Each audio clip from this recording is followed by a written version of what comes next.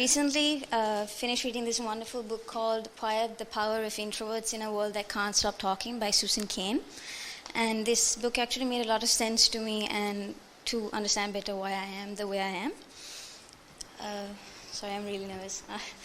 In 1921, Carl Jung actually published a book called Psychological Types. He popularized the terms introverts and extroverts as central building blocks of personality. Introverts are drawn to their inner thoughts and feelings, whereas extroverts to the external life of people and activities. Introverts recharge their batteries by being alone, whereas extroverts need more people time and they socialize more. If you've ever taken a Myers-Briggs personality test, you probably already be familiar with these terms. And many psychologists actually believe that introverts and extroverts work differently, whereas extroverts think loudly on their feet, whereas introverts occasionally blurt out stuff that they never meant to say. Of course, there's no such thing as a pure introvert or a pure extrovert. And also there are people who actually fall in the middle of the spectrum. They're actually called ambiverts. They have the best of both worlds. Yes.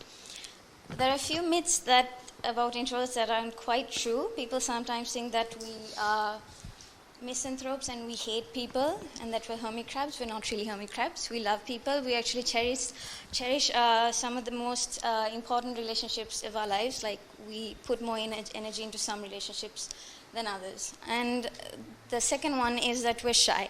Actually, we're not. Shyness is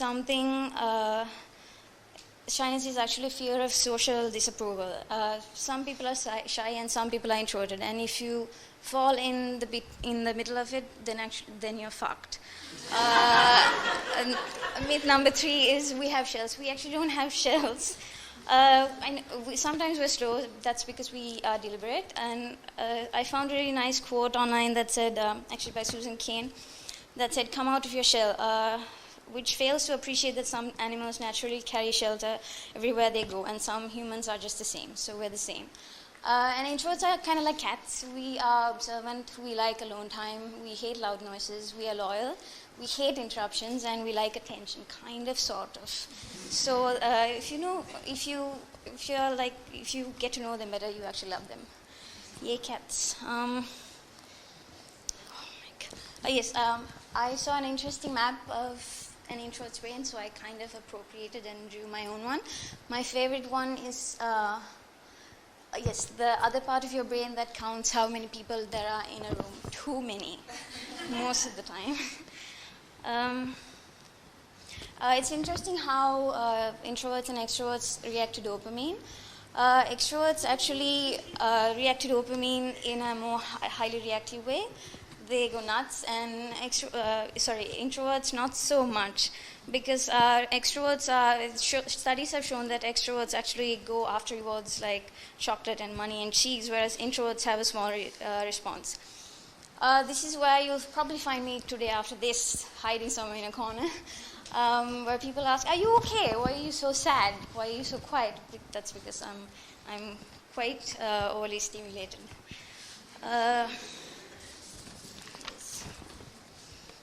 Yes, introverts and extroverts actually have different temperaments. This is a really interesting thing I read in Susan Cain's book.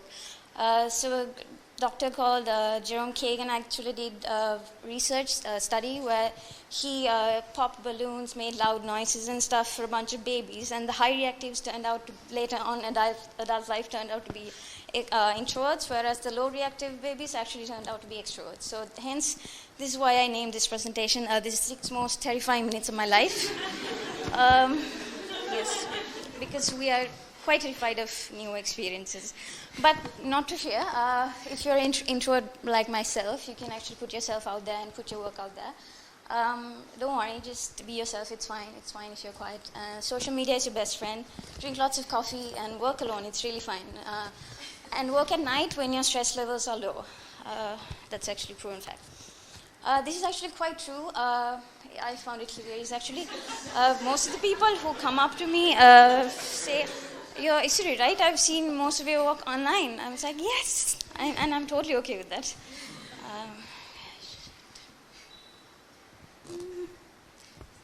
too long, sorry. And this is a quote by Steve Wozniak, co-founder of Apple Computer. I don't believe anything really revolutionary has ever been invented by a committee.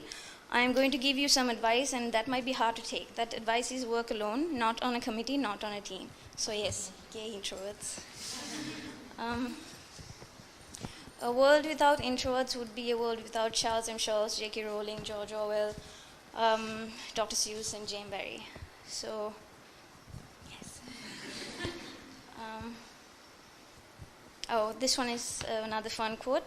Now I'm here to tell you that what you need to know in order to respond sensitively and supportively to your own introverted family members, friends, and colleagues. Remember, someone you know, respect, and interact every day probably is an introvert, and you're probably driving them nuts.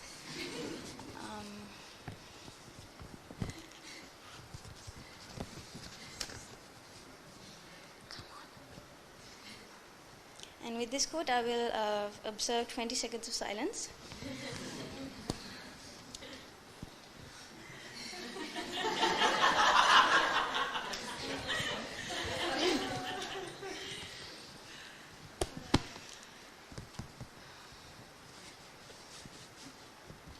I know I talked about a bunch of total stillness, but I forgot to introduce myself. I'm Isuri, and I blame it on my overreactive amygdala.